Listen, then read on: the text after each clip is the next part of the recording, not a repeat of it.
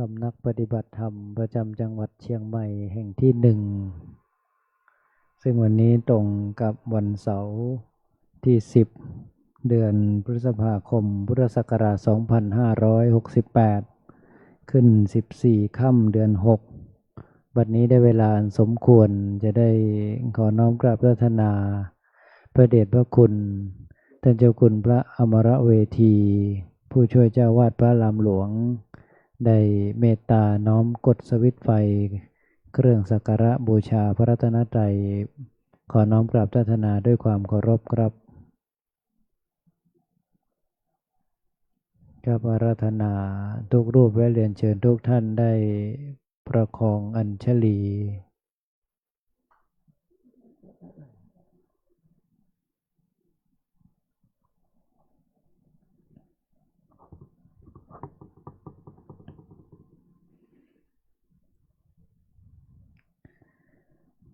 ครับเจริญพรเรียนเชิญท่านแม่ชี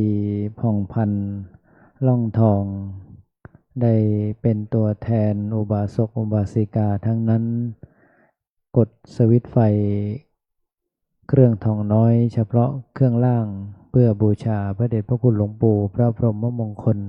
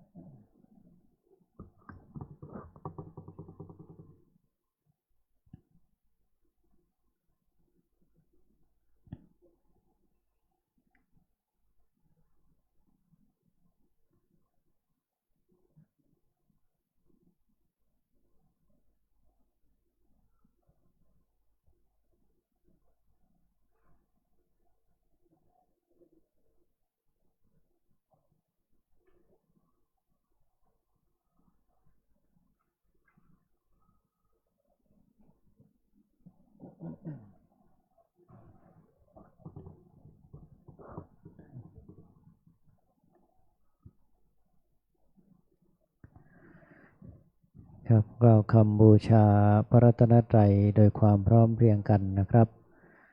หิมินาสการเรนะตังพุทธังอภิปูชยามะอิมินาสการเรนะตังธัมมังอภิปูชยามะอิมินาสการเรนะตังสังฆังอภิปูชยามะอะระหังสัมมาสัมพุทโธภควาพุทธังภควันตังอภิวาเทมิสวากขาโตภควตาธัมโมธัมมังนัมมัสสามิสุปฏิปันโนภะคะวะโตสาวกสังโฆสังฆังนามามิหันธรรมยังพุทธัสสะภะคะวะโตปุพพาคณมการังกโรมาเซนะโมตัสสะภะคะวะโตอะระหะโตสัมมาสัมพุทธัสสะนะโมตัสสะภะคะวะโตอะระหะโตสัมมาสัมพุทธัสสะนะโมตัสสะภะคะวะโตอะระหะโตสัมมาสัมพุทธัสสะหันธรรมยังพุทธานุสตินยังกโรมาเซอิติปิโสภะคะวาอะระหังสัมมาสัมพุทโธเวชาจารณะสัมปันโนสุขโตโลกวิทูอนุตตรปุริสธรรมสารถิสัทธาเทวมนุสสานังพุทโธภควาติ กายเยนวาจายวเจตสาวาพุทเทกุกัมมังปะกตังมยายังพุทโธปฏิคันหาตัวเจยันตังกาลันตะเรสังวริตุงวะพุทเทหันธรรมยังธรรมานุสตินยังกโรมาเซสุวาคาโตภะคะวะตาธัมโมสันทิติโกอากาลิโกเอหิปัสสิโกโอปัญญิโกปัจจตังเวทิตัมโพวินโยหิเตกายเยนวาจายวเจตสาวาธัมเมกุกัมมังปะกตังมยายังธัมโมปฏิคันหาตัวเจยันตังกาลันตะเรสังวริตุงวะธัมเมหันธรรมยังสังขานุสตินยังกโรมาเซสุปฏิปันโนภะคะวะโตสาวกสังโฆอุชุปฏิปันโนภะคะวะโตสาวกสังโฆญาญาปฏิปันโนภะคะวะโตสาวกสังโฆสามิจิปฏิปันโนภะคะวะโตสาวกสังโฆญาทิทังจตาริปุริสายุคานิอัฏฐปุริสปุคลาเอสัมภะคะวะโตสาวกสังโฆอาหุนายโยปาหุนายโยทักขินายโยอัญชลิการณิโยอนุตตรังบุญญาเขตังโลกัสสาติกายเยนวาจายวเจตสาวาสังเคกุกัมมังปะกตังมยายังสังโฆปฏิคันหาตัวเจยันตังกาลันตะเรสังวริตุงวสังเค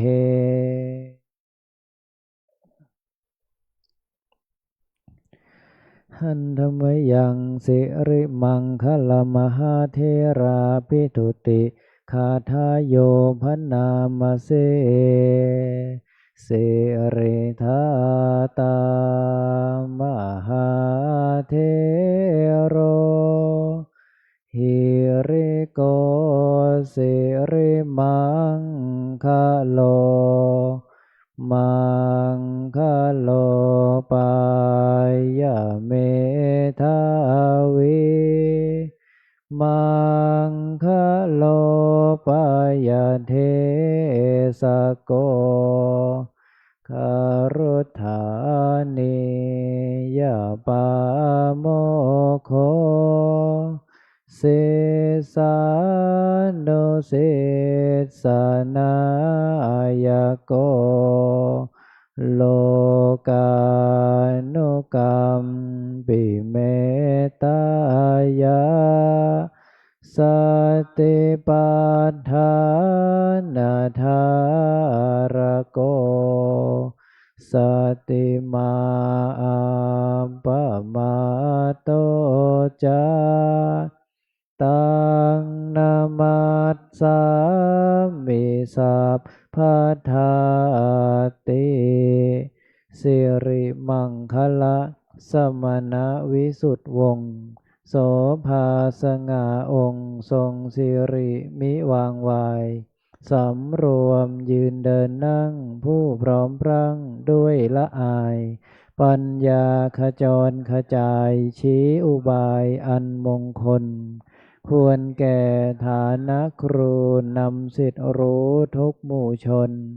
ชาวโลกต่างได้ยนต์สงเคราะห์ชนด้วยเมตตาผู้ทรงสติปัฏฐานตลอดกาลทุกเวลาทรงนามสติมาไม่ประมาทองค์อาจงาม ข้าขอนมัสการประดิษฐานในทุกยามเถ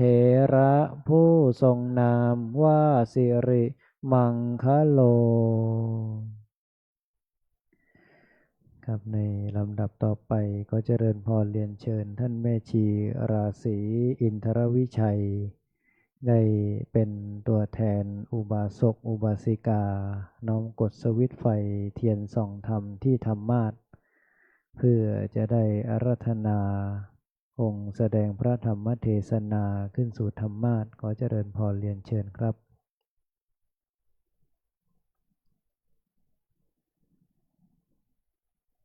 ซึ่งในวันโกนขึ้น14ค่ำเดือน6วันเสาร์ที่10พฤษภาคมพุทธศักราช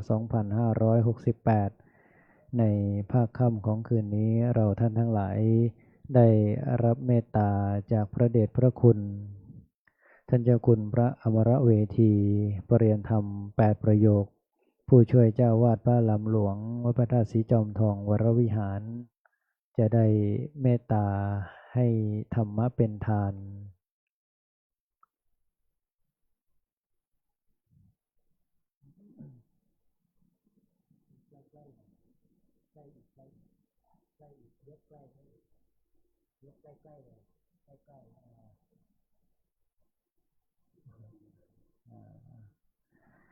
กับในโอกาสนี้จะได้ขอน้อมกราบรัตนาพระเดชพระคุณท่านเจ้าคุณพระอมรเวทีได้ขึ้นสู่ธรรมาสน์เพื่อที่จะได้ให้ศีลแก่คณะน้องๆสามเณรรวมไปถึงคณะอุบาสกอุบาสิกาทั้งที่อยู่ประจำและผู้ที่มาประพฤติปฏิบัติธรรมณสำนักวิปัสสนากรรมฐานวัดพระธาตุสีจอมทองวรวิหารสืบต่อไปขอน้อมกราบพระธนาด้วยความเคารพครับ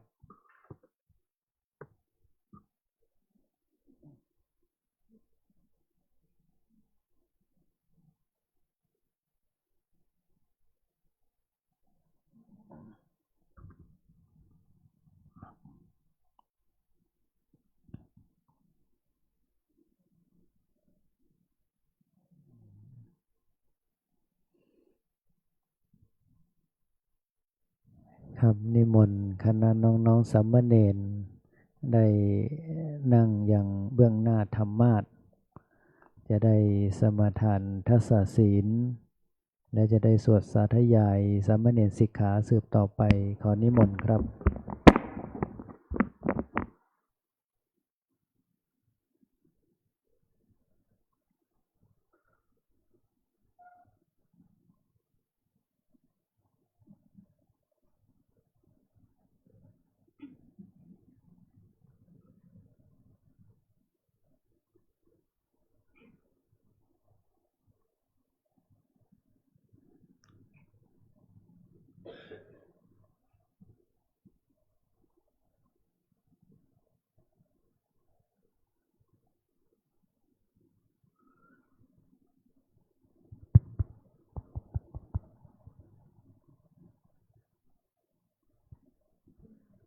นิมนต์สามเณรทุกรูปกับพระอาจารย์พร้อมกันนะครับกราบ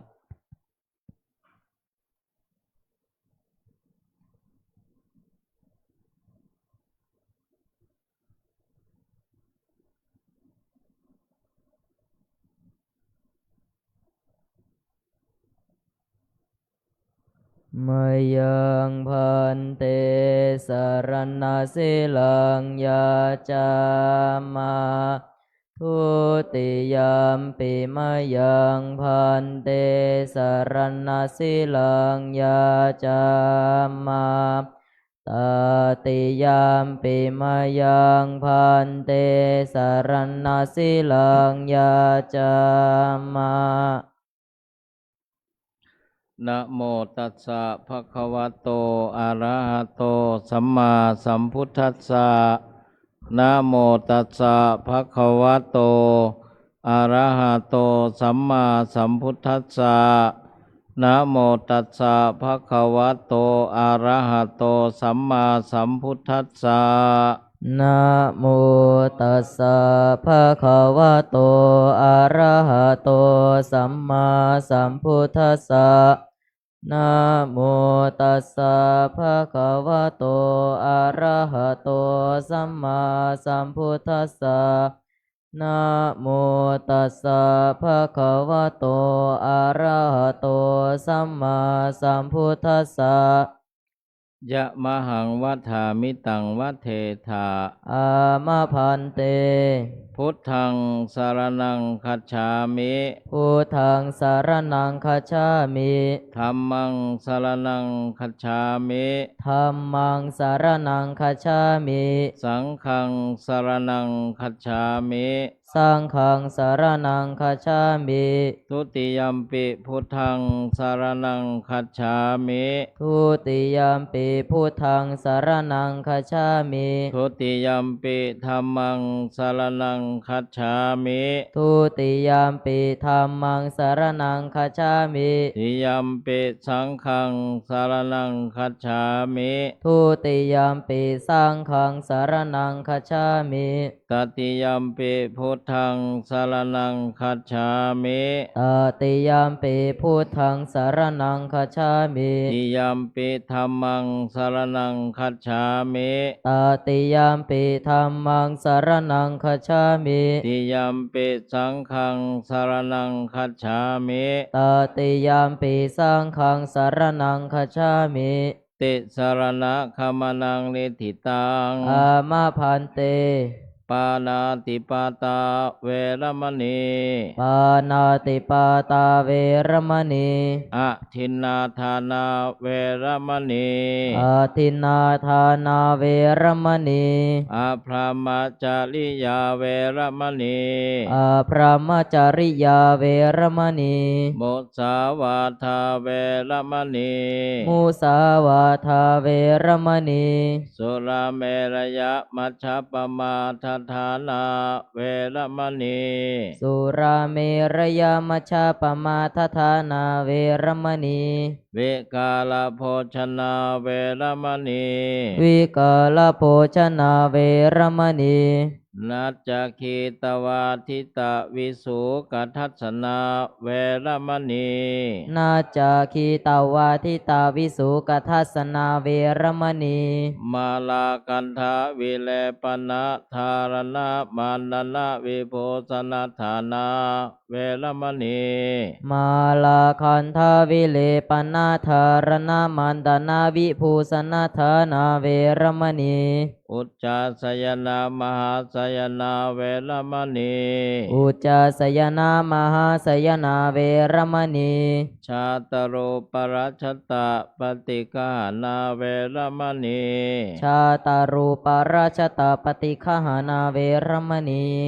อิมาเนทัสสะสิกขาปทานิสมาธิยามิ อิมานิทัสสะสิกขาปทานิสมาธิยามิอิมานิทัสสะสิกขาปทานิสมาธิยามิอิมานิทัสสะสิกขาปทานิสมาธิยามิ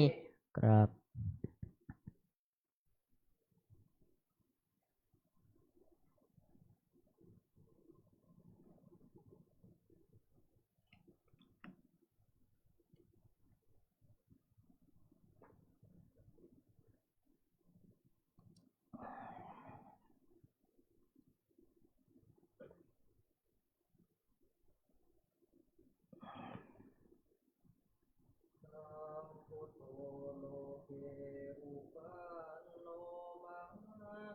อาลุนิโก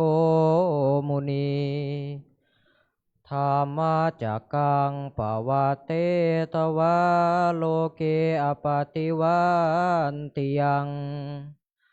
โลกัสสะสังขาหังกาตุงจาริตวาโลกัจจาลิกังติวิทังโลเกสัทธัมมังสมเทวะปวันติยังอนุปุเพนะสาวัตถิงปัตตวาเจตวเนวสังสามเนรานังนิสัยจิตังกถานุสิกิตุงอนุญญาสิทัสสะสิกขาสามเนเรหิสิงกิตุงสามเนรานังทัสังขัง สิกขาปะทังพนามาเสสามเณรนังทัสสะสิกขาปะทานิเตสุจัสสามเณเลหิสิกิตุงปานาติปาตาเวรมณีอาทินนาทานาเวรมณีอาภามจาริยาเวรมณีมุสาวาทาเวรมณีสุลาเมลยามัชฌปมาทฐานาเวรมณีวิกาลโภชนาเวรมณีนาจากขีตาวาทิตาวิสุกัสสนาเวรมณีมาลาคันทาวิเลปนาธารณมันดานาวิภูสนาธานาเวรมณีอุจจาสยนามหาสยนาเวรมณีชาตาลูปาลชาตาปฏิฆหานาเวรมณีติ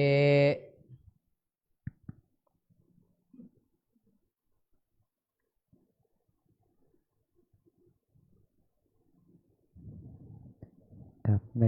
ลำดับต่อไปได้ขอเจริญพรเรียนเชิญท่านแม่ชีวรธาประจักษ์วิชาญได้เป็นตัวแทนอุบาสกอุบาสิกาน้อมถวายผ่านขอศีลแด่พระเดชพระคุณขอเจริญพรเรียนเชิญครับ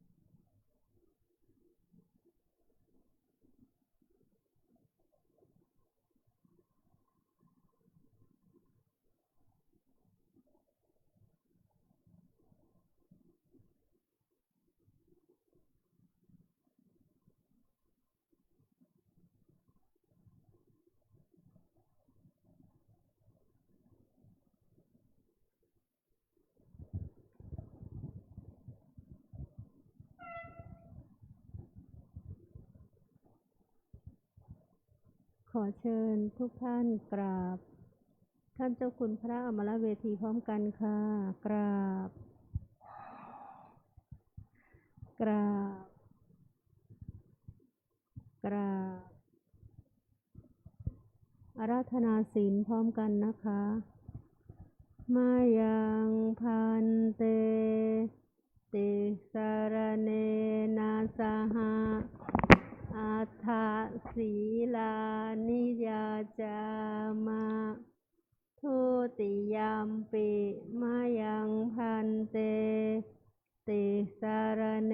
นะสหะอัฏฐศีลานิยาจามะตติยัมปิมายังพันเตติสารเนนะสหะอัฏฐศีลานิยาจามะนะโมตัสสะภะคะวะโตอะระหะโตสัมมาสัมพุทธัสสะนะโมตัสสะภะคะวะโตอะระหะโตสัมมาสัมพุทธัสสะนะโมตัสสะภะคะวะโตอะระหะโตสัมมาสัมพุทธัสสะนะโมตัสสะภะคะวะโตอะระหะโตสัมมาสัมพุทธัสสะนะโมตัสสะภะคะวะโตอะระหะโตสัมมาสัมพุทธัสสะนะโมตัสสะภะคะวะโตอะระหะโตสัมมาสัมพุทธัสสะพุทธังสรณังคัจฉามิพุทธังสารนังคัจฉามิธัมมังสรณังคัจฉามิธัมมังสารนังคัจฉามิสังฆังสรณังคัจฉามิสังฆังสารนังคัจฉามิทุติยัมปิพุทธังสรณังคัจฉามิทุ ทุติยัมปิพุทธังสารนังคัจฉามิ ทุติยัมปิธัมมังสรณังคัจฉามิ ทุติยัมปิธัมมังสารนังคัจฉา ติ มิ ยัมปิสังฆังสรณังคัจฉามิ ทุติยัมปิสังฆังสารนังคัจฉามิ ตติยัมปิพุทธังสรณังคัจฉามิ ตติยัมปิพุทธังสารนังคัจฉามิ ยัมปิธัมมังสรณังคัจฉามิ ตติยัมปิธัมมังสารนังคัจฉามิ ตติยัมปิสังฆังสรณังคัจฉามิ ตติยัมปิสังฆังสารนังคัจฉามิ ปานาติปาตาเวรมณีสิกขาปะทังสมาธิยามิ ปานาติปาตาเวระมณีสิกขาปะทังสมาธิยามิ อาทินนาทานาเวรมณีสิกขาปะทังสมาธิยามิ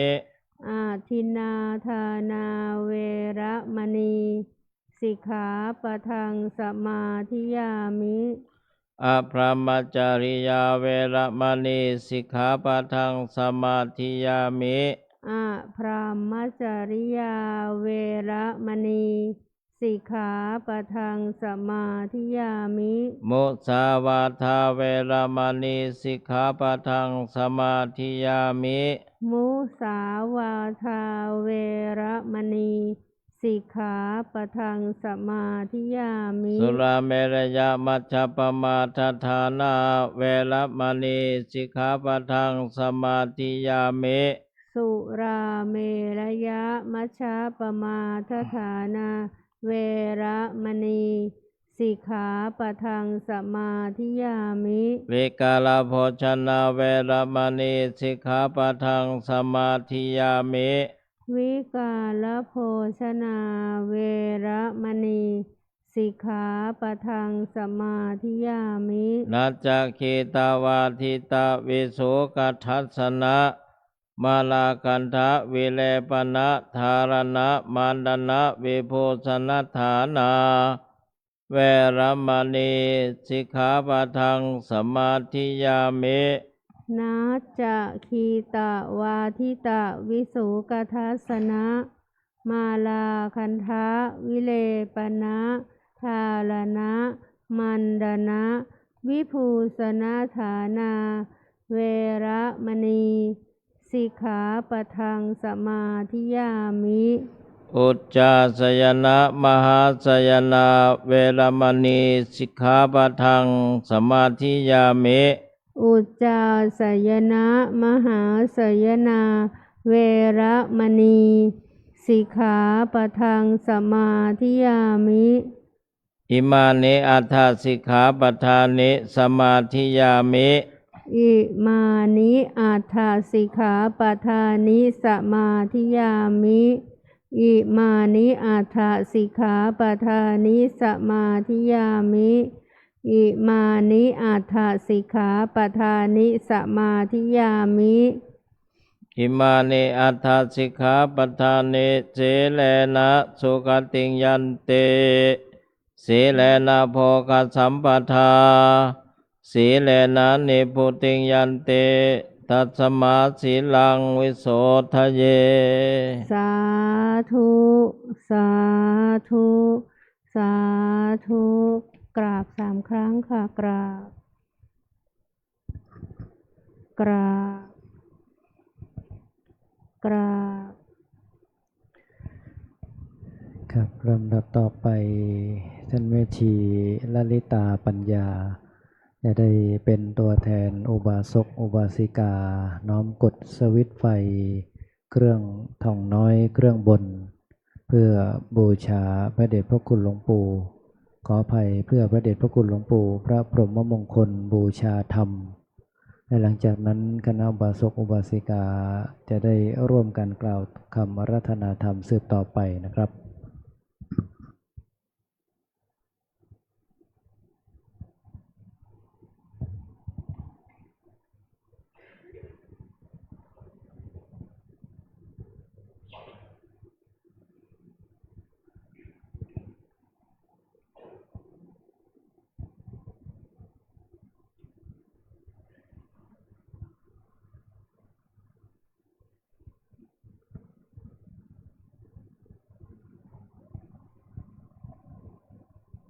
เชิญอาราธนาธรรมพร้อมกันค่ะ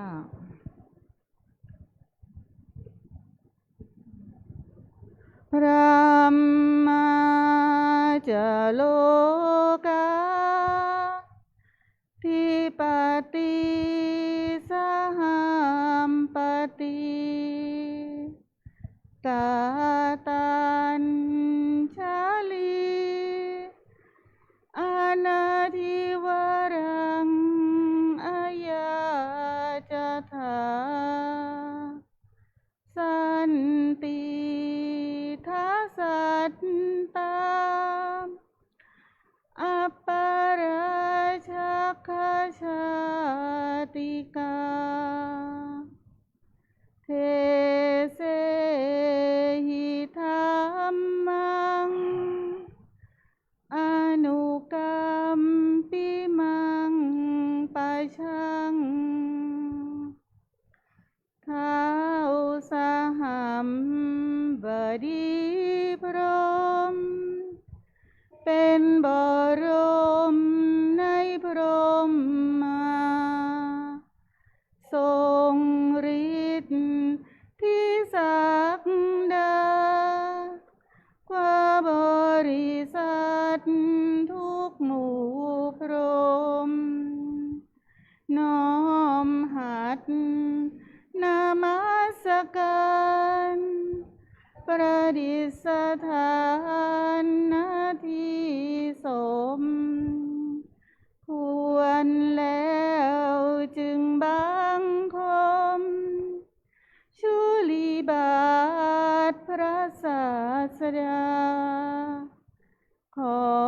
พรอันประเสริฐวรเลิศมโหฬารปวงสัตว์ในโลกากิเลสน้อยก็ยังมีขอองค์พระจอมปราดสู่ธรรมาสอันรู้จริงโปรดปวงประชานีท่านจงโปรดแสดงธรรมนิมนต์ท่านเจ้าขาผู้ปรีชาอันเลิศล้ำโปรดแสดงพระสัทธรรมเทศนาพระวาทีเพื่อให้สำเร็จผลแก่ปวงชนบรรดานี้ศพสุขเกษมศรีสมดังเจตนาเทินอาราธนังกโรมัง ขอน้อมกราบสักการะเคารพนอบนอบอภิวาทวันธนาการ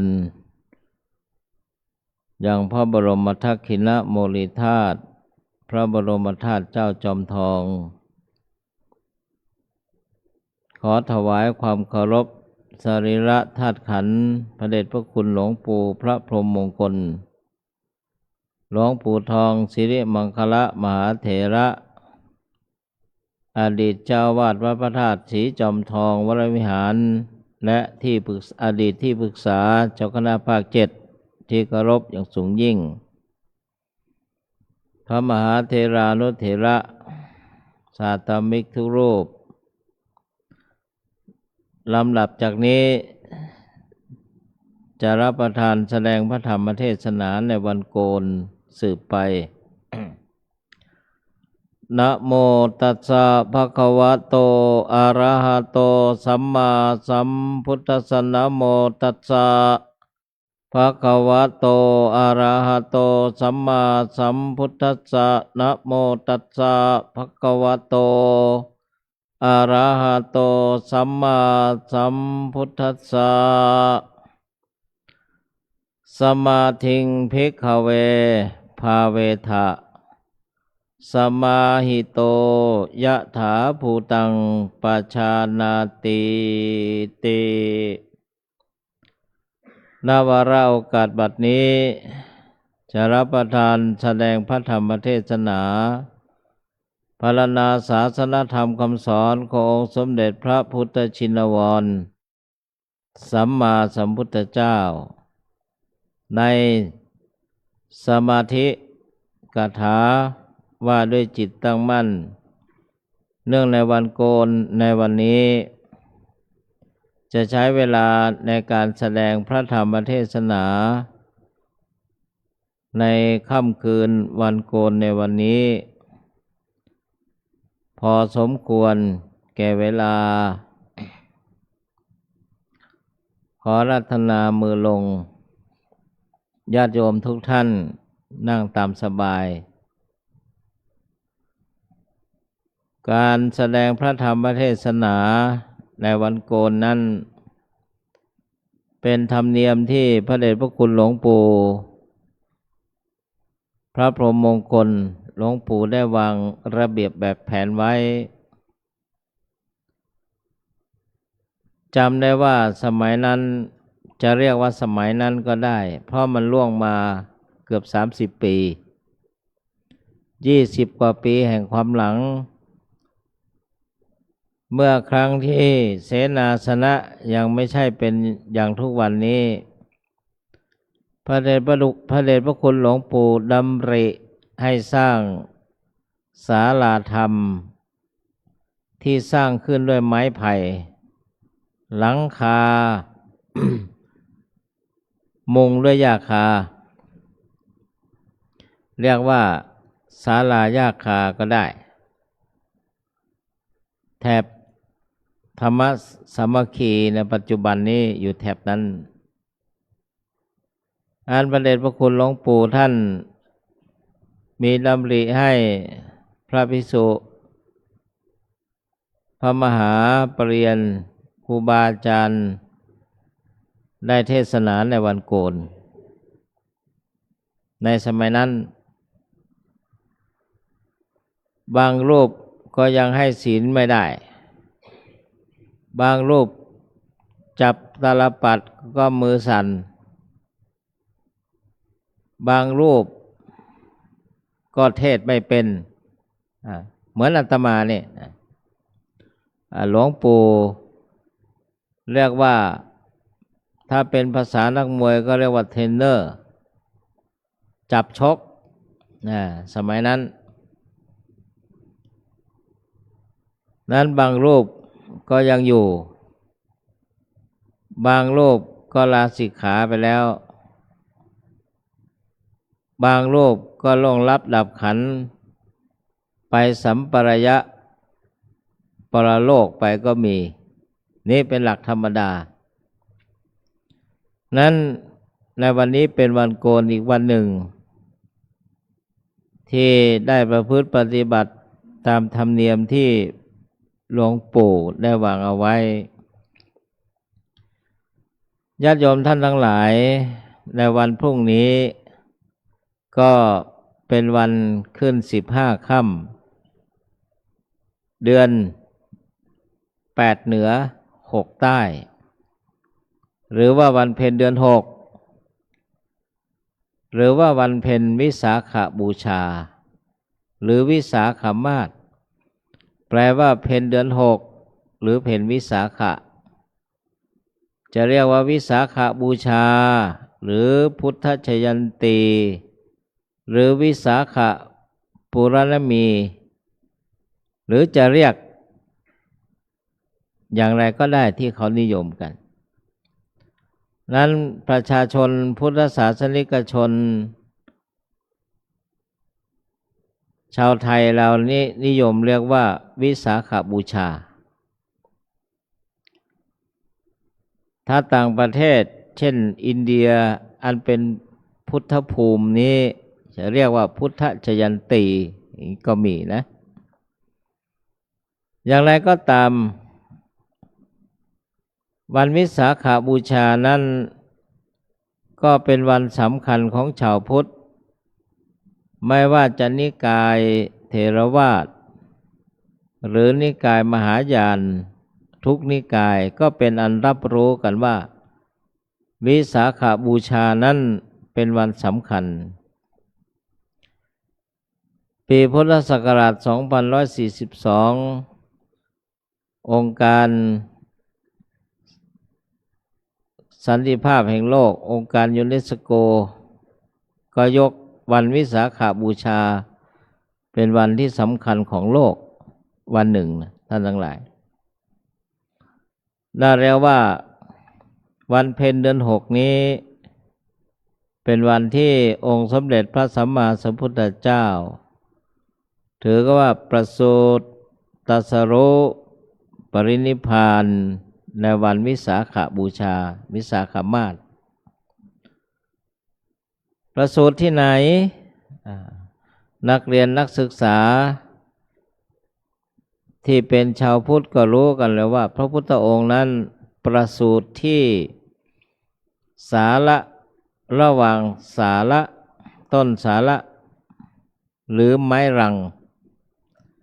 ที่ระหว่างเมืองกบิลพัสดุและเทวทหะต่อกันนี่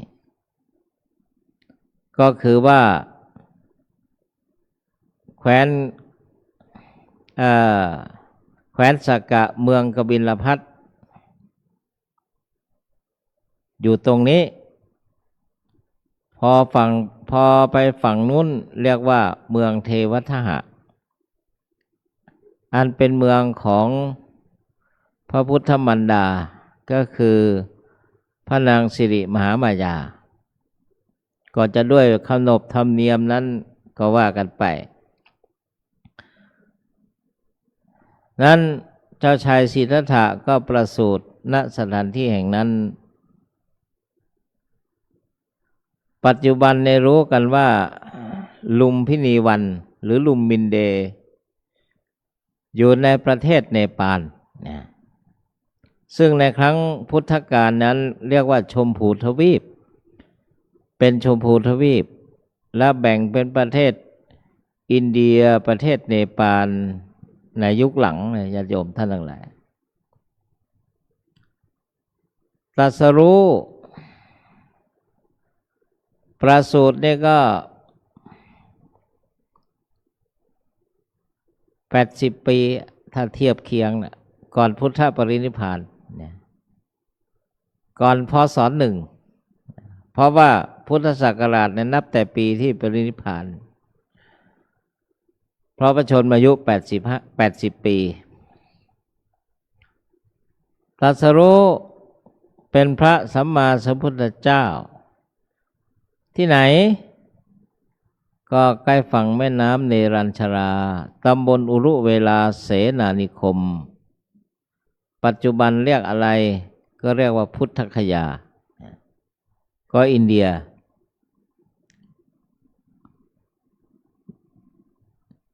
เรียกว่าตรัสรู้เมื่อพระชนมายุ35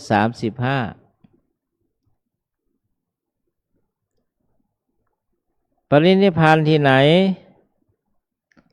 ปรินิพพาน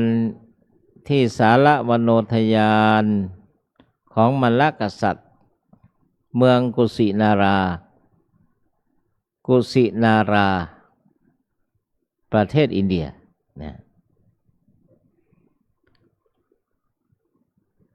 เมื่อพระชนมายุ80 พรรษาเรียกว่าทรงเผยแผ่พระพุทธศาสนา45 พรรษาญาติโยมท่านทั้งหลายพระชนมายุ80เสด็จดับขันธปรินิพพานนี่เรียกว่าประสูติตรัสรู้ปรินิพพานในวันเพ็ญวิสาขมาสหรือวิสาขบูชาอย่างที่เราทราบกันอย่างนี้คือในวันพรุ่งนี้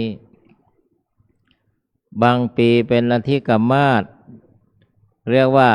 12 ครั้ง82 หนเนี่ยนะเดือน82 หนก็เลื่อนเข้ามาเป็นเดือน7อย่างนี้ก็มีเลื่อนไปเป็นเดือน7นะเพราะว่าการนับการอะไรต่างๆนี้มันมีสุริยคติคือ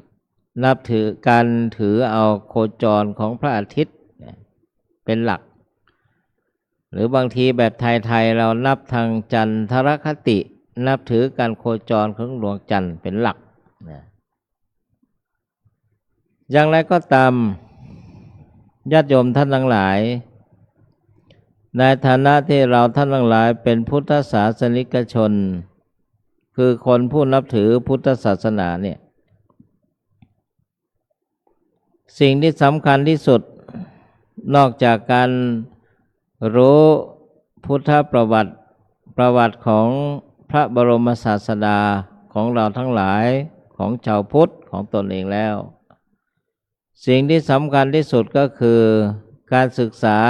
และประพฤติปฏิบัติตามพระธรรมที่พระองค์ทรงแสดงไว้พระสัมมาสัมพุทธเจ้าทรงแสดงไว้มีหลักฐานรับรองตอนที่ใกล้เสด็จดับขันธปรินิพพานมหาปรินิพพานสูตรพระอานนท์เถระพุทธอุปถากได้ทูลถามพระพุทธเจ้าว่าพระองค์ผู้เจริญเมื่อพระผู้มีพระภาคปรินิพพานแล้วจะมีอะไรเป็นศาสดาของชาวพุทธทั้งหลายพระพุทธองค์ตรัสว่าโยโวอนันทมยาธัมโมจะวินโยจะเทสิโตปัญญโตโสโวมวัจเจเยนะโสโวมมัจเจเยนะสัทธาติดังนี้เป็นต้น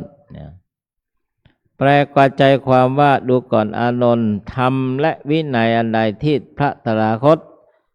แสดงแล้วบัญญัติแล้วแก่พวกเธอทั้งหลายธรรมและวินัยนั้นแหละจะเป็นศาสดาของเธอทั้งหลายในเมื่อล่วงไปแห่งพระตถาคตโสโวมมัจเจเยนะมมัจเจเยนะแปลว่าโดยการล่วงไปแห่งเราหมายถึงพระสัมมาสัมพุทธเจ้าสัทธาคือเป็นศาสดาของครูหรือเป็นครูของพวกเธอนั่นก็หมายความว่าเมื่อพระพุทธองค์ปรินิพพานแล้วพระธรรมวินัยนั่นแหละเป็นศาสดา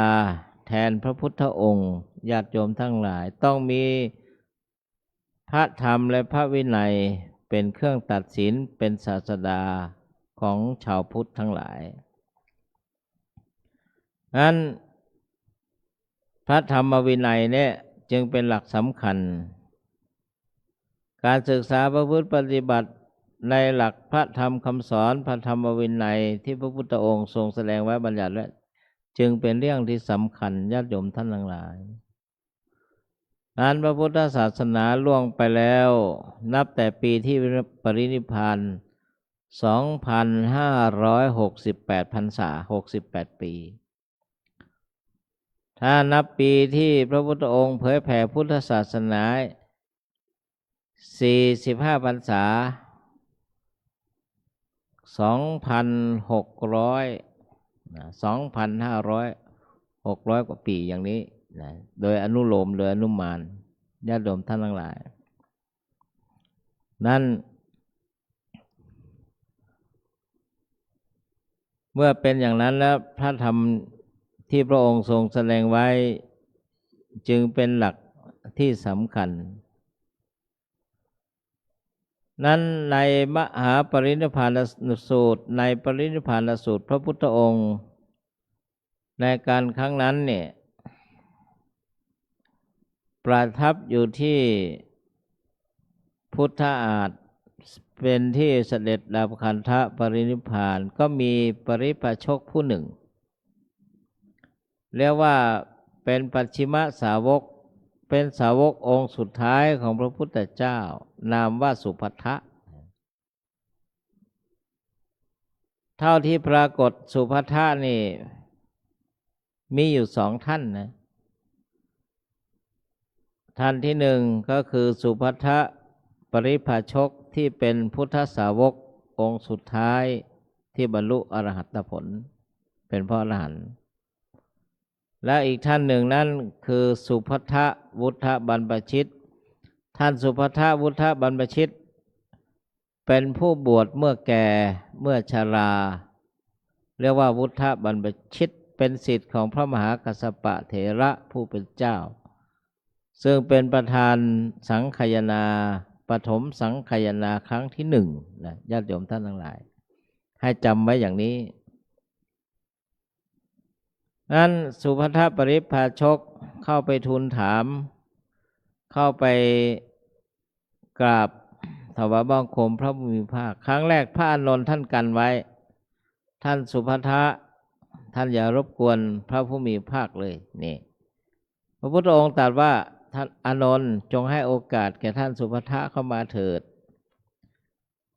เมื่อได้สนทนาพอสมควรแล้วท่านสุภัททะนี่จะถามนอกเรื่องคือเป็นคนเจ้าปัญญาจะถามนอกเรื่องว่าคุณทั้งหกเช่นปุรณะกัสสปะมัคคลิโคสันอชิตะเกษธรรมพลนิคลนัตตบุตรสัญชัยเวรัตถบุตรอชิตะเกษกัมพลพวกนี้สอนแล้วมันจริงไหมอะไรเงี้ยพระพุทธองค์ตรัสบอกว่าอย่าถามเช่นนั้นเลยสุภัททะนั้นยกไว้ก่อนเอาที่เป็นสาระพระพุทธองค์ก็ทรงสอนแสดงธรรมท่านสุภัททปริพาชกปลีกวิเวกมีจิตใจที่มั่นคงแล้วแต่ความจริงแล้วท่านเป็นอัญญเดรัจฉีคือคนนอกศาสนามาก่อนธรรมเนียมและต้องอยู่ปริวาส3 เดือน 4 เดือนท่านก็ปฏิญญาว่าจะให้4 ปีก็จะยอมนั้นพระพุทธองค์ตรัสบอกว่าท่านอานนท์เธอจงให้สุภัททะบวชเถิดนั่นก็เรียกว่าบวชเฉพาะหน้าพระผู้มีพระภาคเป็นสาวกรูปสุดท้ายโดยมีท่านอานนท์เถระเป็นผู้ให้บวชญาติโยมท่านทั้งหลายเป็นสัตถิวิหาริกของท่านตอนหลังท่านได้บวชแล้วปลีกวิเวกตั้งใจประพฤติปฏิบัติจนกระทั่งสำเร็จอรหัตผลเป็นรูปสุดท้ายเป็นปัจฉิมสาวกองค์สุดท้ายของพระสัมมาสัมพุทธเจ้าตามที่ปรากฏเช่นนั้นญาติโยมท่านทั้งหลายนี่แล้วว่าการประพฤติปฏิบัติธรรมเนี่ยจะเป็นช่วงไหนอย่างไรเมื่อไหร่ก็มีความสำคัญทั้งนั้นเลยเหมือนญาติโยมท่านทั้งหลายมาประพฤติปฏิบัติวิปัสสนากรรมฐานณ วัดพระธาตุสีจอมทองแห่งนี้ซึ่งมีครูบาอาจารย์พระวิปัสสนาจารย์หลายรูปบางท่านก็เคยมาประพฤติปฏิบัติหลายครั้งบางท่านก็เพิ่งมาบางท่านก็เพิ่งจะมาบางท่านก็เพิ่งจะมา2-3 หน 2-3 ครั้งก็เป็นไปได้นะญาติโยมท่านทั้งหลายเนี่ยนะว่าในทางพระพุทธศาสนาเนี่ยการประพฤติปฏิบัติธรรมเนี่ยมันจึงเป็นหลักสำคัญกรรมฐานหรือการอบรมจิตนี้หลักๆมันมี2 แนวทาง 2 ประการเรียกว่ากรรมฐานหรือภาวนาการเจริญหรืออบรมจิตเนี่ย 1. สมถกรรมฐานหรือสมถภาวนากรรมฐานอันที่ 1นี้เป็นอุบายให้สงบจิตสงบใจอย่างที่ท่องกันว่าสมถกรรมฐานเป็นอุบายสงบใจวิปัสสนากรรมฐานเป็นอุบายเรื่องปัญญานี่ที่ปรากฏในหลักสูตรนักธรรมนะญาติโยมท่านทั้งหลายนักธรรมชั้นตรีชั้นโทนี่สมถกรรมฐานเป็นอุบายสงบใจเนี่ยมันมีอารมณ์กรรมฐาน40 ประการ โดยหลักแล้วเช่นอนุสติ10กสิณ10อนุสติ10การระลึกถึงพระคุณของพระพุทธเจ้าพระธรรมพระสงฆ์ไปจนกระทั่งถึงมรณสติระลึกถึงความตายเนี่ยกสิณ10การเพ่งธาตุดินน้ำลมไฟเนี่ยไปจนกระทั่งถึงเรียกว่าทำจิตใจให้สงบกสิณ10อสุภะ10พิจารณาซากศพที่เสียชีวิตที่ตายแล้วใหม่ๆจนกระทั่งถึงโครงกระดูกนี่จนจิตสงบอาหาเรปฏิกูลสัญญาความสำคัญมั่นหมายว่าเป็นสิ่งปฏิกูลในอาหารที่เราบริโภคเข้าไปจตุธาตุววัฒนะกำหนดธาตุสี่ที่อยู่หน้าร่างกายของเราเนี่ยธาตุดินน้ำลมไฟเนี่ยอัปปมัญญาสี่หรือพรหมวิหารสี่เมตตากรุณามุทิตาอุเบกขานี่เหล่านี้เป็นสมถกรรมฐานหรือสมถภาวนาเป็นอุบายสงบใจทีนี้สมถกรรมฐานหรือสมถภาวนาเนี่ยมันมุ่งกำหนดฝึกจิตให้สงบจะมีความแตกต่างจากการเจริญวิปัสสนาภาวนาหรือวิปัสสนากรรมฐานก็คือว่าเมื่อประพฤติปฏิบัติสมถะเนี่ยคณิกะสมาธิเนี่ยคณิกะสมาธิจิตใจมาตั้งมั่นชั่วขณะพอกำหนดไปจิตสงบจากอารมณ์ทั้งหลายที่เข้ามาทางตาหูจมูกลิ้นกายใจเหล่านี้ก็เรียกว่าจิตมันตั้งมั่นคงสงบก็เข้าสู่อุปจารสมาธินี่สมาธิจดจ่อเหมือนลูกเนรเนี่ยเดินมาถึงเขตประตูที่จะขึ้นไทยนเรศเนี่ยจะเปิดประตูเข้ามาเนี่ยเปรียบเสมือนอุปจารสมาธิที่จดจ่อละพอจิตใจตั้งมั่นมีอารมณ์เดียวที่เรียกว่าเอกคตารมณ์เนี่ยเรียกว่าอัปปนาสมาธิยมจิตใจมันจะแนบแน่นคนไม่เคยประพฤติปฏิบัติสมถกรรมฐานนี่ไม่เคยเจริญจิตภาวนาไม่รู้เรื่องหรอกสมาธิสามประการนี้เป็นยังไงทั้งที่ก็ประสบด้วยตนเองได้อัปปนาสมาธิแนบแน่นพอเป็นอย่างนั้นโยคาวจรหรือโยคีนี่ผู้เจริญสมถะภาวนาสมถกรรมฐานแนบแน่นแล้วเข้าสู่ฌานเรียกว่าปฐมฌานที่หนึ่งจิตมันมั่นคงตั้งมั่นสงบแล้วเช่นองค์ธรรมมีวิตกวิจารปีติสุขจิตเตขคตาวิตกความตึกอารมณ์เหมือนการตีระฆังปังเนี่ยเหมือนระฆังที่พระธาตุสีจอมทองเลยปังเลยวิจารความตรองอารมณ์เหมือนเสียงครวญแห่งระฆังนะญาติโยมท่านทั้งหลายเปรียบเหมือนอย่างนั้นเลยพอมันปังแล้วมันมีเสียงครวญระฆังมันครวญเมื่อ28มีนาที่ผ่านมานั้นมหัศจรรย์ก็คือว่าระฆังมันดังเองโดยไม่ต้องตีหลายๆแห่งวัดพระธาตุก็ดังเหมือนกันไปดูวงจรปิดเพราะอะไรเพราะเกิดแผ่นดินไหวปังเนี่ย เพราะเกิดแผ่นดินไหวนี่เดี๋ยวโยมคงงงว่าอัศจรรย์อะไรจะว่าไม่อัศจรรย์ก็ได้ก็ธรรมดาเนี่ยไปดูวงจรปิดระฆังดังโดยไม่ต้องตีโบราณกล่าวว่าสำนวนเฉยๆนะไม่เกี่ยวกับแผ่นดินไหวนะ ระฆังที่ดังเองนั้นเป็นระฆังที่ไม่ค่อยดีนักโบราณนะไม่เกี่ยวนะเรียกว่าระฆังจันไรเพราะฉะนั้นคนจะดังเนี่ยมันต้องคนอื่นทำให้ดังนะไม่ใช่โฆษณาตัวเองเปล่าๆอย่างนี้ไปนั่น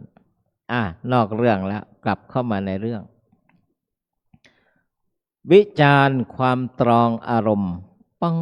เหมือนเสียงครวญระฆังปีติความอิ่มใจมันจะเกิดในขณะนั้นความอิ่มใจโอ้มันรู้สึกเอิบอาบซาบซ่านปีติความอิ่มใจมีวรรณะห้าภารณาปีติมันแผ่ซ่านไปคุถกาปีติปีติเล็กน้อยภารณาปีติซาบซ่านนะมันมีหลายมันมี5ประการอุกกันติกาปีติหรือว่าขนชูชัน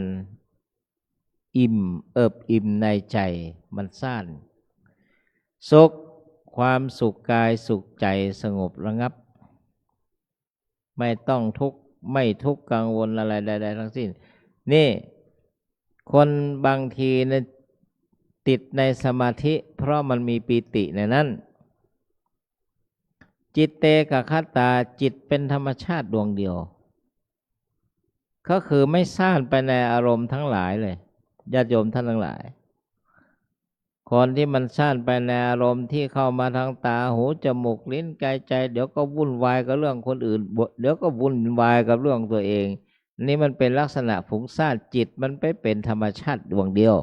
นี่เรียกว่าปฐมฌานพอทุติยฌานและองค์ธรรมต่างๆมันก็จะเริ่มลดลงแล้ววิตกวิจารเนี่ยมันก็จะเริ่มไปตติยฌานฌานที่3จตุตฌานฌานที่4เหลือเป็นเพียงสภาวะธรรมที่มันมีปิติจิตเตกะคัตตาจิตธรรมชาติดวงเดียวนี้เป็นต้นนี่เรียกว่าเป็นฌานนะในฝ่ายสมถะกรรมฐานนี้ไม่เรียกญาณะหรือญาณเป็นเพียงเรียกว่าฌานเช่นปฐมฌานฌานที่1ทุติยฌานฌานที่2ตติยฌานฌานที่3จตุตฌานฌานที่4นี่ญาติโยมท่านทั้งหลายสมถะกรรมฐานเป็นพื้นฐานเป็นเบื้องต้น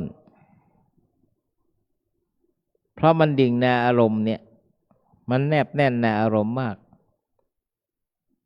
ที่บอกตั้งแต่ต้นเนี่ยแต่ว่าทำให้จิตของเราเนี่ยมันยึดมันติดใจในการปฏิบัติสมถะนั้นได้ปีที่แล้วพระวิปัสสนาจารย์มาอบรมเนี่ยส่วนใหญ่แล้วแถบภาคกลางเนี่ยจะติดสมถกรรมฐานพอมาปฏิบัติวิปัสสนากรรมฐานเนี่ยใช้เวลานานในการที่ยกระดับเปลี่ยนอารมณ์จากสมถะมาเป็นวิปัสสนาท่านทั้งหลายนั่นเรียกว่าสมถกรรมฐานนี่เป็นพื้นฐานสมาธิมากกว่า 8-90% ขึ้นไปสมถกรรมฐานเพราะมันเน้นอารมณ์จิตกำหนดอารมณ์เพราะฉะนั้นท่านจึงทำสมถกรรมฐานและให้เป็นบาทหรือเป็นพื้นฐานเพื่อยกจิตขึ้นสู่วิปัสสนาพระไตรลักษณ์คืออนิจจังความไม่เที่ยงทุกขังเป็นทุกข์อนัตตาสภาวะไม่ใช่ตัวตนนี่เป็นสมถะทำไมจึงพูดอย่างนี้เพื่อให้เกิดความเข้าใจที่ถูกต้องและชัดเจนว่ากรรมฐานเนี่ยมันมี2 สาย2ลักษณะ1สมถกรรมฐานหรือสมถภาวนา2วิปัสสนากรรมฐานเป็นอุบายเรืองปัญญาหรือวิปัสสนาภาวนาอันนี้ พระพุทธเจ้าพระพุทธองค์ตรัสว่าเอกายโนยังภิกขเวมัคโคสัตตนังวิสุทธิยาอย่างนี้เป็นต้นภิกษุทั้งหลายวิปัสสนากรรมฐานนี้เรียกว่าทางสายเอกทางที่ไปอันเดียวไม่ข้องแวะซ้ายขวาญาติโยมไม่สังเกตเนี่ยผู้ที่เน้นสมถกรรมฐานเนี่ยจะบางทีมันนอกเส้นทางเน้นอิทธิฤทธิปาฏิหาริย์ไปแล้วก็ติดอยู่แค่นั้นสังเกตแต่ผู้ที่เจริญวิปัสสนากรรมฐานนี่ไม่เน้นอิทธิฤทธิปาฏิหาริย์เน้นการประพฤติปฏิบัติในแนวสติปัฏฐานสี่คือกายเวทนาจิตและธรรมทางสายเอกสัตตนังวิสุทธิยาเพื่อความบริสุทธิ์หมดจดของสัตว์ทั้งหลายทุกขโทมนัสสานังอัตถังขมยะทุกขโทมนัสสานังอัตถังขมยะทุกความเศร้าใจโทมนัสความคับแค้นใจเนี่ยมันอยู่ไม่ได้ตั้งไม่ได้โสกะปริเทวนังสัมมติกรรมยะเพื่อก้าวล่วงความเศร้าโศกความทุกข์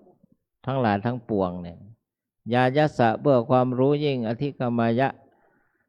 เพื่อความรู้ยิ่งเพื่อความรู้ยิ่งนะ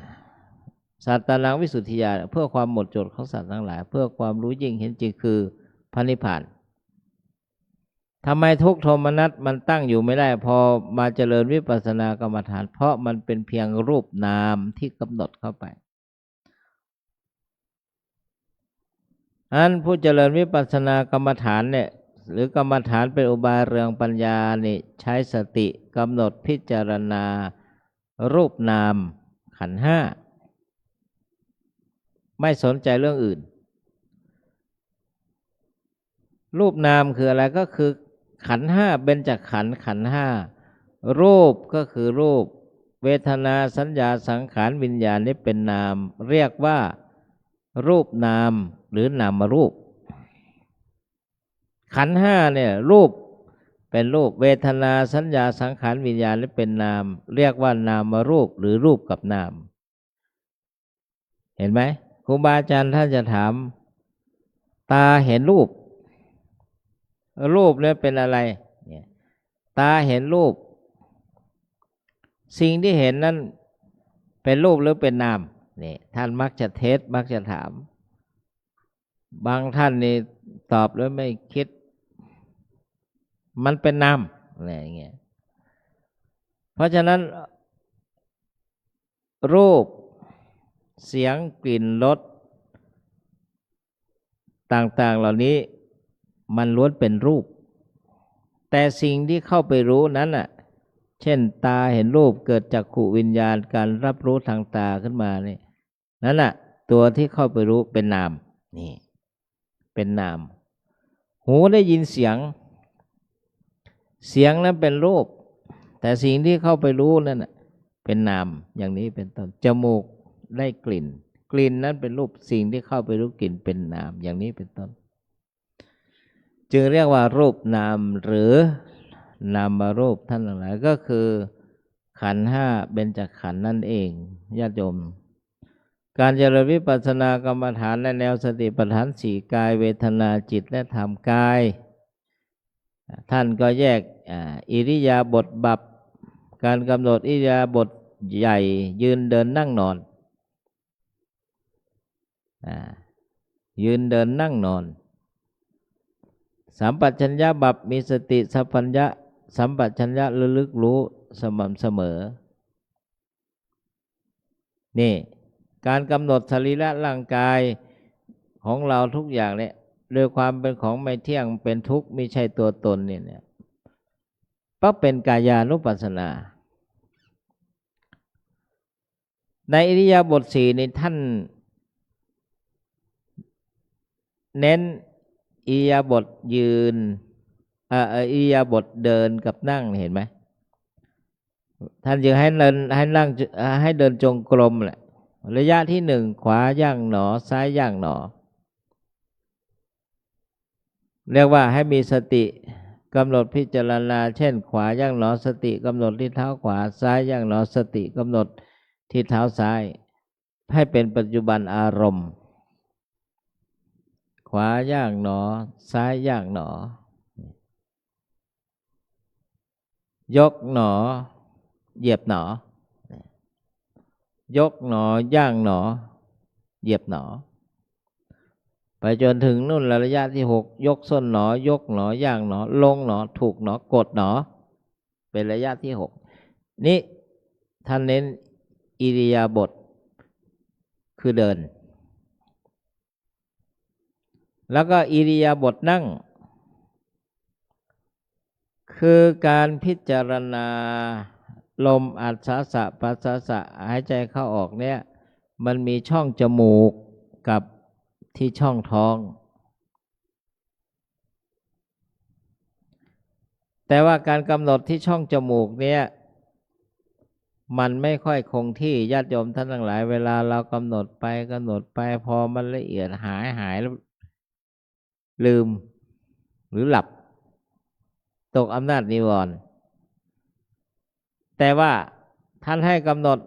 หายใจเข้าพองหนอนี่เวลามันพองที่ท้องพองท้องยุบเวลายุบหนอเพราะ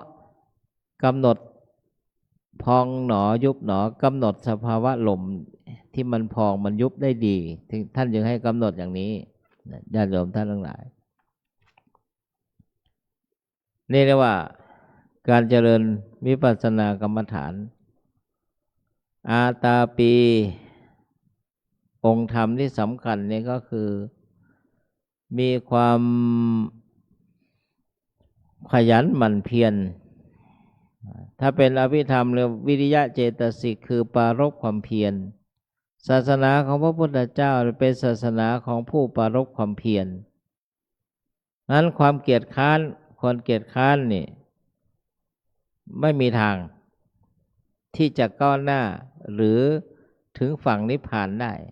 ไม่ว่าใครไม่มีข้อแม้ศาสนาของพระพุทธเจ้าไม่ใช่ศาสนาของผู้หลับไหลนั่งไหนหลับนั่นแหละ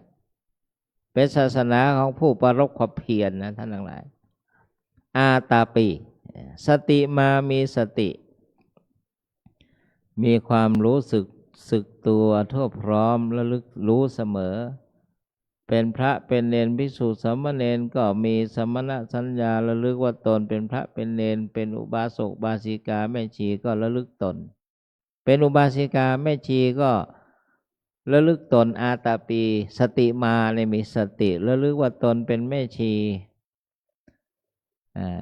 แต่ไม่ใช่ว่าอยู่นั่นไปแล้วข้าพเจ้าก็เห็นเหลืองผ้ากาสาวะทุกวันข้าพเจ้าก็ถือศีล8ข้าพเจ้าจะสั่งพระสั่งเนรชี้นิ้วเนร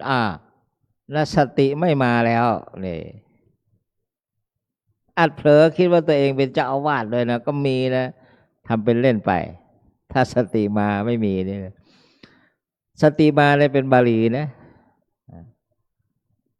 นี่เราญาติโยมสนุกสนานสติมาเลยเป็นบาลีสติอัสสะอัตถิติสติมันตุลงสีปรมาไปแจกเหมือนพระควันตุบาลีเป็นสติมาแปลว่าผู้มีสติแต่ถ้าเป็นภาษาไทยก็สติมาปัญญาก็เกิดสติเตลิดมันก็เกิดปัญหาเหมือนกันนั่นแหละอย่างที่เขาพูดกันเนี่ยนะอันนี้ภาษาไทยนะ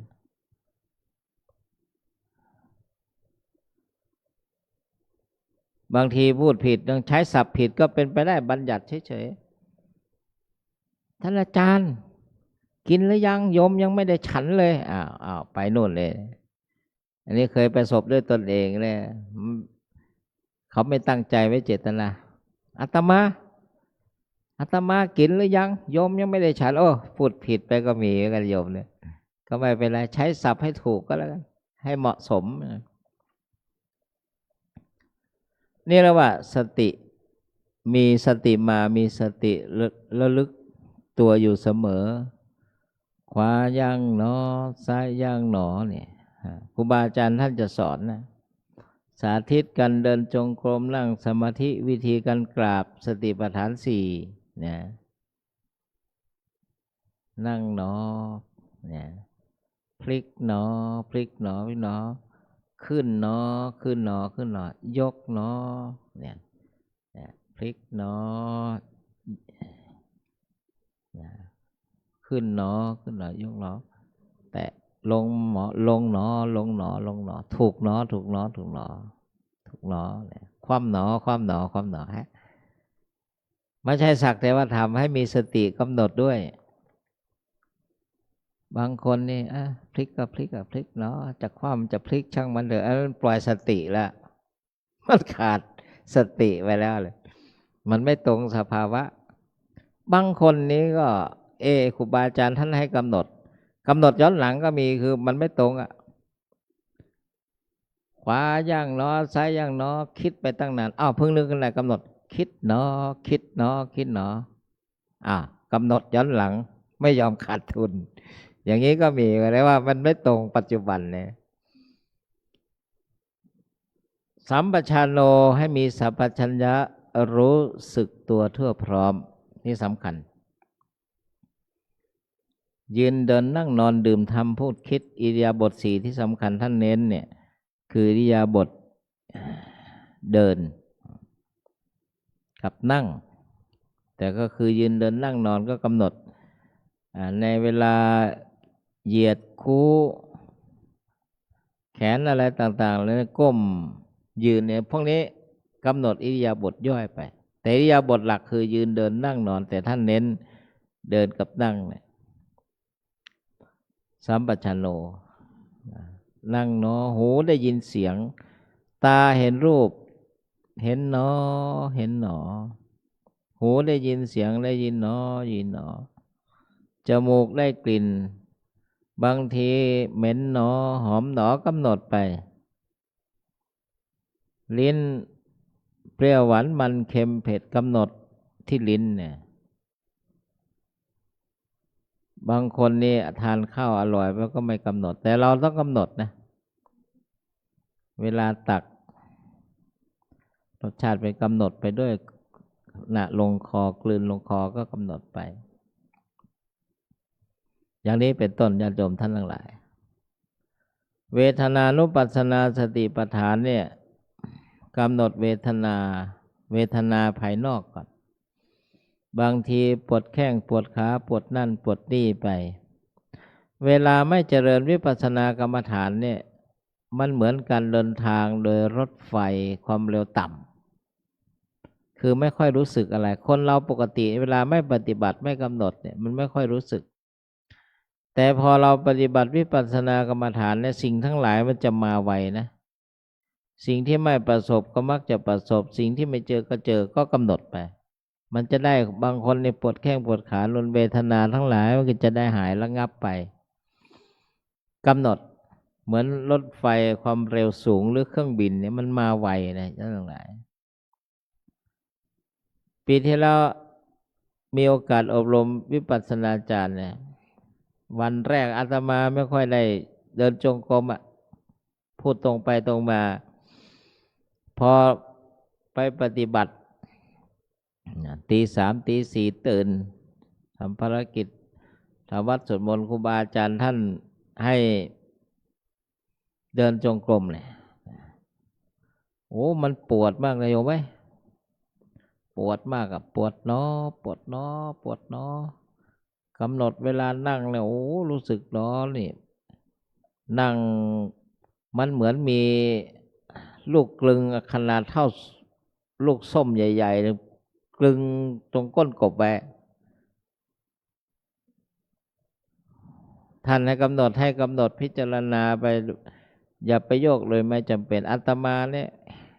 แหกกฎเอาเถอะทำอิริยาบถเดิมมันเป็นทุกขเวทนาก็โยก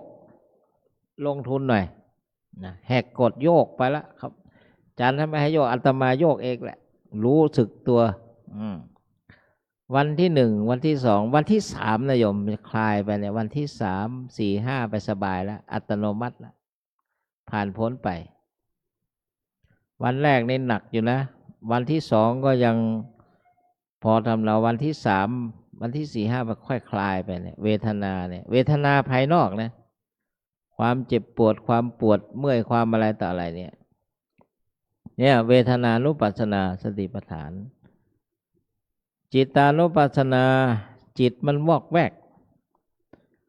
มันเหมือนลิง จิตเป็นธรรมชาติแสวงหาอารมณ์เนี่ยแน่นอนเหมือนลิงเกาะต้นนี้ไปต้นนู้นเกาะต้นนู้นไปต้นนี้เหมือนลิงนะญาติโยมท่านทั้งหลายเหมือนลิงจิตของคนเราเนี่ยมันเหมือนลิงต้องผูกไว้ที่หลักคือสติปัฏฐานสี่จิตตานุปัสสนาจิตคิดดีก็กำหนดจิตคิดไม่ดีก็กำหนด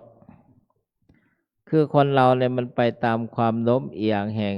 อัธยาศัยแต่เดิมหรืออธิมุตเนี่ยไปตามจริตของแต่ละคนแต่วิปัสสนากรรมฐานเนี่ยมันเหมาะกับทุกจริตไม่ใช่ทุกนะทุกจริตคือความประพฤติที่เคยสั่งสมมาเนี่ยญาติโยมบางคนราคะจริตรักสวยรักงามพวกนี้ชอบความละมุนละไมห้องหอสะอาดเสื้อผ้าอาภรณ์สะอาดสะอ้านใส่น้ำหอมอะไรต่ออะไรอย่างเงี้ยพวกราคะจริตพวกโทสะจริตนี่ที่นอนหมอนมุ้งก็ไม่เท่าไหร่ยังไงก็ได้ใจร้อนอารมณ์ร้อนเรียกว่าโทสะจริตเรียกว่าชอบปะทะชอบก่อวอร์ดอะไรนิดอะไรหน่อยเนี่ยพวกโทสะจริตเนี่ยมันถือเป็นเรื่องได้เนี่ยพวกโทสะจริตใจร้อนนะโมหะจริตยังไงก็ได้เขาว่าดีก็ดีเขาว่าไม่ดีก็ไม่ดีตามนั่นแหละเนี่ยโมหะจริตศรัทธาจริตนี่อ๋อจิตใจละเมียดละไมดีมีความศรัทธาเป็นคนที่เชื่อง่ายนะพวกศรัทธาจริตนี่จะโดนหลอกง่ายนะข้อดีก็มีข้อเสียก็มีนะยิ่งยุคนี้แก๊งมิจฉาชีพทั้งหลายอะไรต่ออะไรก็ยังมีอยู่นะบางทีคนที่หลอกคนที่ถูกหลอกก็ไม่ใช่คนโง่หรอกก็คนมีความรู้เนี่ยปริญญาตรีโทเอกแต่ว่ามิจฉาชีพมันมีกลวิธีในการหลอกล่อหลอกลวงก็เหมือนกันนั่นแหละนะคนศรัทธาจริตละมุนละไมบางทีเห็นวัว5-6 ขาก็โอ้ยเนี่ยนับถือเห็นอะไรที่ผิดแปลกก็โอ้ยก็นับถือว่าศรัทธาจริตยังไม่ถูกต้องเห็นจอมปลวกรูปพรรณเหมือนเจดีย์บางทีก็ยกมือไหว้โอ้สาธุศรัทธาจริตวิตกจริตพวกคิดมากวิตกจริตโน่นนั่นนี่นะกลัวไปหมดคิดมากนี่วิตกจริตกินข้าวก็นึกเรื่องนั้นเรื่องนี้ไปด้วยทานอาหารนี่เดินจงกรมนี่บางทีก็นึกถึงโน่นถึงนี่ไปวิตกจริตนั่งก็เหมือนกันบางคนนี่หาเสาเป็นที่พึ่งอ่ะถ้าภาษาบาลีก็ถัมภังสรณังคัจฉามิหาเสาเป็นที่พึ่งเนี่ยเสาเนี่ยก็คือเสาอย่างนี้เนี่ยหาที่พิงกันนี่อย่างเงี้ยต้องฝึกฝนพุทธิจริตเจ้าปัญญาพวกนี้ชอบแสวงหาเหตุผลเพราะฉะนั้นจริตอัธยาศัยของคนนี่มันแตกต่างกันไปไม่เหมือนกันเพราะฉะนั้นวิปัสสนากรรมฐานนี่เหมาะกับทุกจริตตาเห็นรูปเห็นหนออย่าเพิ่งพิจารณาว่ามันดีหรือมันหูได้ยินเนี่ยได้ยินเนาะได้ยินถ้าเราไม่เคยฝึกจิตเนี่ยนะญาติโยมทั้งหลายมันก็เป็นบ่อเกิดแห่งโทสะเพราะบางคนเนี่ยบางทีมันพูดประชดประชันเนี่ยคือมันเข้ามาทางโสตทวารเราเนี่ยบางทีผ่านจมูกเราหรือเราได้ยินเนี่ยนะถ้าเราไม่กำหนดพิจารณาแล้วมันเป็นบ่อเกิดแห่งโทสะอาจมีเรื่องได้ในเรื่องเล็กน้อยเนี่ยแต่ถ้าเราได้ยินละได้ยินเนาะเนี่ยได้ยินเนาะกำหนดไปเราไม่ต้องถือความสำคัญมั่นหมายในเสียงให้ได้ยินมันได้ยินหนอก็พอไม่ต้องดีต้องเลวอะไรแต่กำหนดได้ยินหนอให้พิจารณาว่ามันไม่ใช่สัตว์บุคคลตัวตนเราเขามันเป็นเสียงที่เราได้ยินแค่นั้นโสตวิญญาณเนี่ยได้ยินทางหูตาเห็นรูปก็เหมือนกันจมูกได้กลิ่นลิ้นได้รสกายถูกต้องสัมผัสเย็นร้อนอ่อนแข็ง รือธรรมารมณ์เนี่ยที่รู้ด้วยใจไม่ใช่สัตว์บุคคลตัวตนเราเขาให้กำหนดธรรมานุปัสสนาสติปัฏฐานเนี่ยชอบใจไม่ชอบใจง่วงฟุ้งสงสัยก็กำหนดไปชอบใจกามฉันทะนั้นบาลีที่ยกขึ้นว่าสมาธิงภิกขเวภาเวทะเนี่ยพระพุทธองค์ตรัสว่าพวกภิกษุทั้งหลายพวกเธอจงเจริญสมาธิเถิดสมาธิเถิดก็คือการฝึกจิตยะถาภูยะสมภาเวทะสมาหิโตยะถาภูตังปชานติผู้มีจิตตั้งมั่นคงแล้วย่อมเห็นตามความเป็นจริงเห็นตามความเป็นจริงคืออะไรก็คือเห็นทุกข์ไงทุกข์ปรากฏทุกขานิโรธสาเหตุเนี่ยเกิดเป็นความทุกข์ก็คือตัณหาความทะยานอยากกามตัณหาพอใจรักใคร่สิ่งที่น่าใคร่ปัญหาเตลิดเปิดเปิงไปภาวะตัณหาความอยากเป็นนู่นเป็นนี้วิภาวะตัณหาความปราศจากและความอยากจะหนีปัญหาก็วิภาวะตัณหาทุกขานิโรธความดับทุกขานิโรธขามินีปฏิปทาก็คืออริยมรรคมีองค์8อยู่ในนั้นตั้งต้นแต่สัมมาทิฏฐิความเห็นชอบดำริชอบไปจนกระทั่งถึงสัมมาสติระลึกชอบคือวิปัสสนากรรมฐานสัมมาสมาธินี่ท่านทั้งหลายสัมมาสมาธิเราต้องเป็นสัมมาสมาธิด้วยถ้าเราไม่เป็นสัมมาสมาธิมันก็คือโมหะเหมือนคนที่ท่องคาถานั่นแหละมันเป็นอุบายเฉยๆไอ้ที่เราสวดว่ากันไปบางทีไปเห็นแล้วมันไม่ถูกตามบาลีแต่มันเป็นบทที่เขาว่ากันไปอย่างนั้นบางคนนี่ถือคาถาอาคมอะไรต่างๆมันเป็นโมหะเป็นสัมมามันไม่ใช่สัมมาสมาธิเป็นมิจฉาสมาธิอย่างนี้ก็มีนะอานุภาพกาแฟทำให้นิวรณ์5คือถีนมิทะความง่วงหายไปเหมือนกันเนี่ยดูเวลาแล้ว2 ทุ่ม3 ทุ่มเป็นชั่วโมงเหรอเนี่ยโอ้เป็นชั่วโมงเหรอลูกเนนนะดูเวลาแล้วพอละเดี๋ยวตุลุงจะลงละในเทศนาปริโยสาเนในการเป็นที่สุดลงแห่งการเจริญการแสดงพระธรรมเทศนาวันโกนวันนี้ด้วยอนุภาพคุณพระศรีรัตนตรัยคือพระพุทธพระธรรมพระสงฆ์อานิสงส์ที่ท่านได้ประพฤติปฏิบัติวิปัสสนากรรมฐานขอให้ทุกท่านปราศจากทุกโศกโรคภัยอุปัตถวะกังวลอันตรายประกอบไปด้วยธรรม4ประการคืออายุวนะสุขภระปฏิภาณธนสารสมบัติรับประทานแสดงพระธรรมเทศนาพอสมควรแก่เวลาขอสมมุติยุติลงคงไว้แต่เพียงเท่านี้เอวังก็มีด้วยประการฉนี้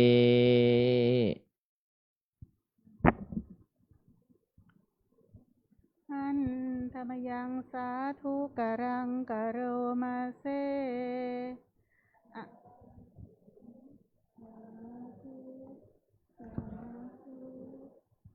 นึกว่าหลับจนไม่หันละอาหังพุทธันจะธัมมัญจะ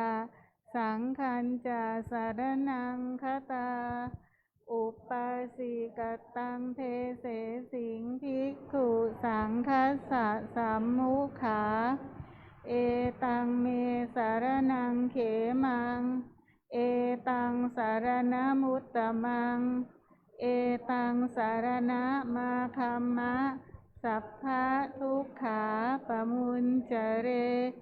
ยะถาพลังจรยาหังสัมมาสัมพุทธัสสะสนังทุกขานิสรณเสวะภาคินิสังอนาคเตกายนวาจายวเจตสาวาพุทเทกุกัมมังปะกตังมยายังพุทโธปฏิคันหาตุอาจยันตังกาลันตะเรสังวริตุงวะพุทเทกายเยนะวาจายวเจตสาวาธัมเมกุกัมมังปะกตังมยายังธัมโมปฏิคันหาตุอาจยันตังกาลันตะเรสังวริตุงวะธัมเมกายเยนะวาจายวเจตสาวา สังเคกุกัมมังปะกะตังมยายัง สังโฆปฏิคันหตุอจยันตัง กาลันตะเรสังวริตุงวสังเค ครับท่านแม่ชีณภาพรโสไทยจะได้เป็นตัวแทนอุบาสกอุบาสิกา น้อมบูชาธรรมแด่พระเดชพระคุณท่านเจ้าคุณพระอมรเวทีขอเจริญพรเรียนเชิญครับ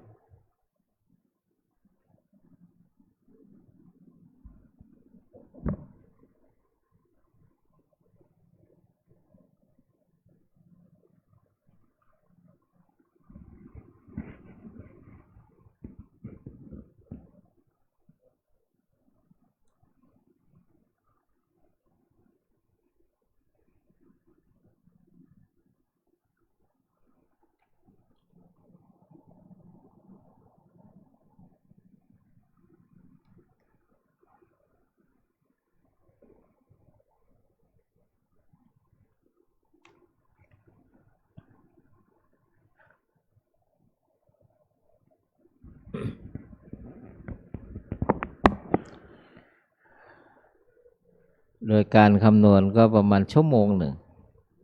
เพราะว่าเริ่ม2 ทุ่มนิดๆสมาทาน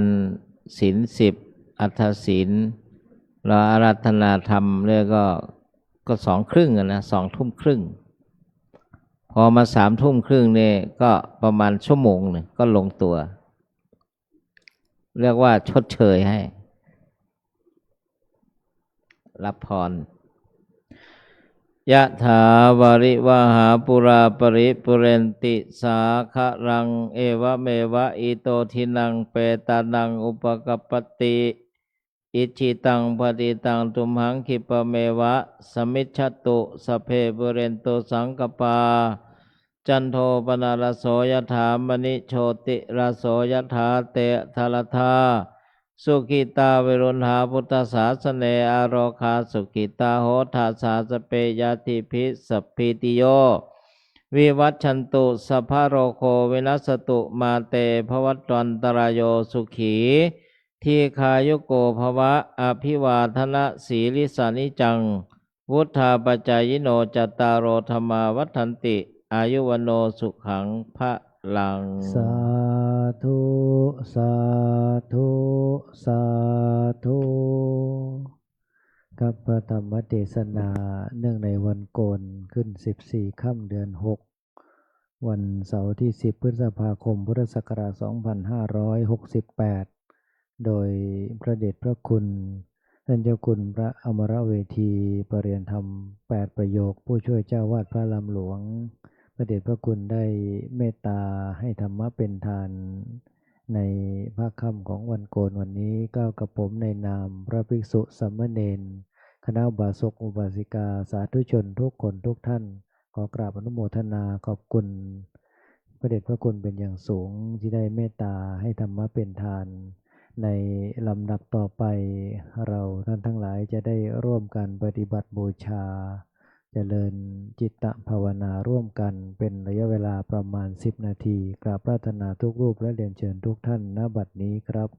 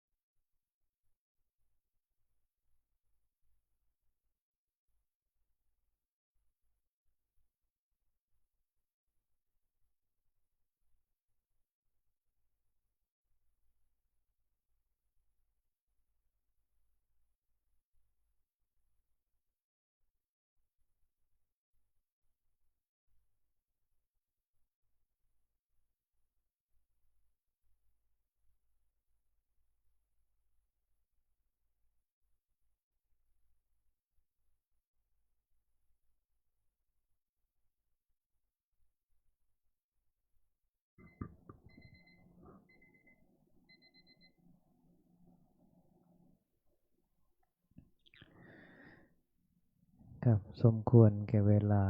จะได้กล่าวคำกรวดน้ำแบบพื้นเมืองล้านนาสืบต่อไปร่วมกันนะครับ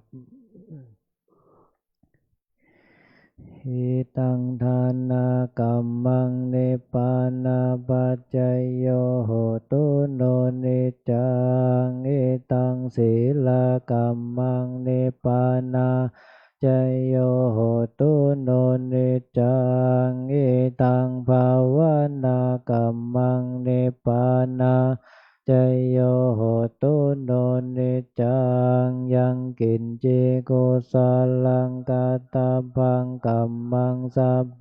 หิกาเตหิกาตังปุญญังโน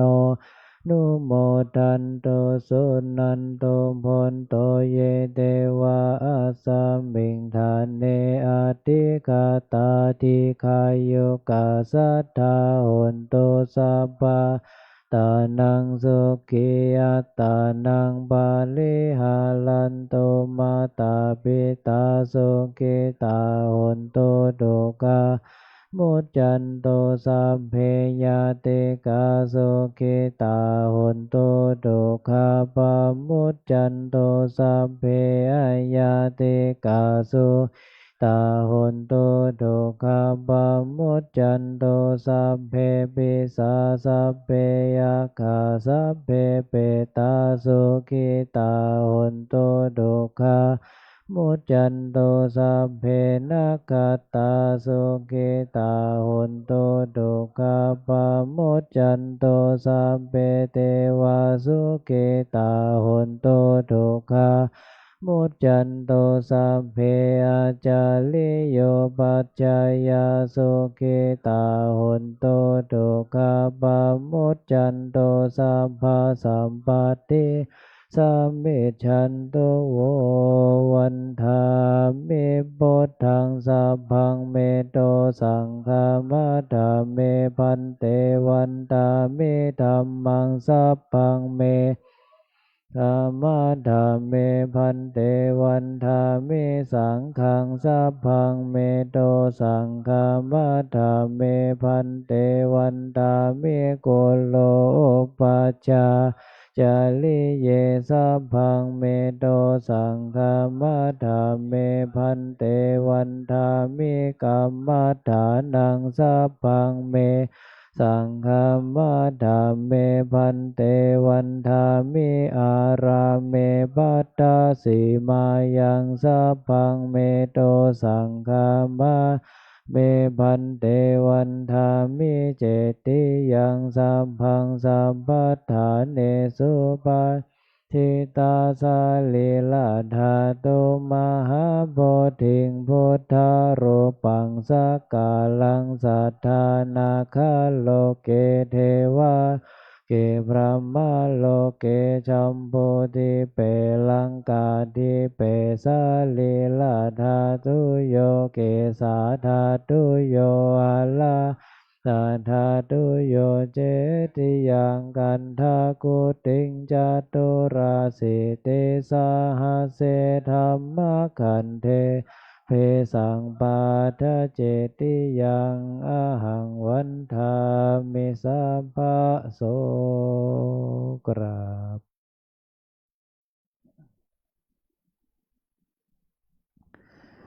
ครับหันหน้าไปทางสรีระสังขารพระเดชพระคุณหลวงปู่น้อมศีรษะลงกล่าวคำวันทานน้อยพร้อมกันนะครับวันทามิพันเตสัพพังอาปาราทังคามาธาเมพันเตมยาตังปุญญังสามินาอนุโมทิตาพังสามินากาตังปุญญังไมหังทาตาพังสาธุสาธุอนุโมทามิกราบ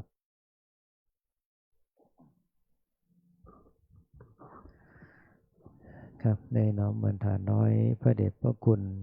ท่านเจ้าคุณพระอมรเวทีผู้ช่วยเจ้าวาดพระรามหลวงโดยความพร้อมเพรียงกันนะครับวันทา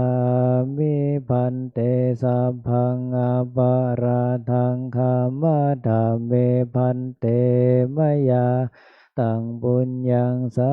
มินาอนุโมทิตาพังสามินากตังปุญญังไมหังทาตาพังสาธุสาธุอนุโมทามิ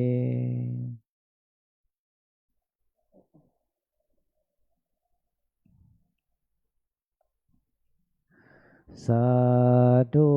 สาธุสาธุครับกล่าวคำบูชาพระรัตนตรัยอีกครั้งหนึ่งนะครับอะระหังสัมมาสัมพุทโธภควาพุทธังภควันตังอภิวาเทมิสวากขาโตภควตาธัมโมธัมมังนัมสสามิสุปฏิปันโนภควโตสาวกสังโฆสังฆังนามามิ